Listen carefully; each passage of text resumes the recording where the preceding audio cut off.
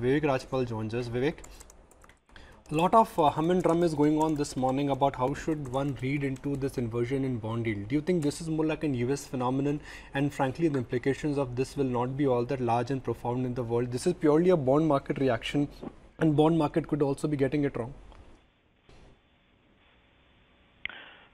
Well, I mean, it's not a surprise that U.S. bond curve is flatter now. The reason it is flatter is it's reflecting the slowdown, the global growth slowdown.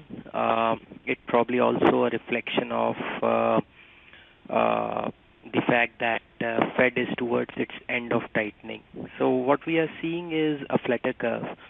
I think the degree of flattening this time is higher than probably what we would have seen in the previous cycles.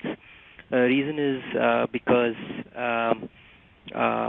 it's a quite a divergent world.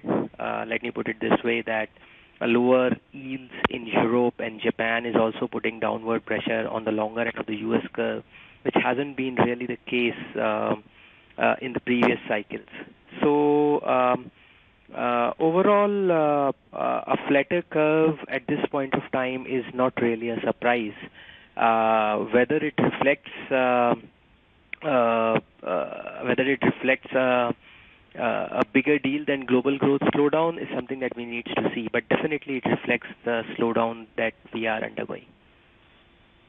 Vivek, what could be the Indian connotation though? Because many are now saying that it's not going to be a 25 bips, but a 50 bips cut that you can expect from the RBI. What's the Indian linkage here? No, I think as far as the Indian linkages is concerned, there are two ways of thinking about it. One is if it's really a global slowdown, then one can expect that there won't be a significant rise in commodity prices, and from that perspective, it increases the probability of easing. The second aspect is that because Fed is dovish and US real yields are moving lower, it gives an extra cushion to RBI in terms of maintaining real yield differentials despite the real yield differentials despite cutting rates. So yes, what we are seeing here is increased probability of rate cut. I don't think it's really still the case for 50 basis point is clear or not. We still believe that 25 basis point of rate cut is more likely. All right, Vivek, appreciate your time. Glad you could join us.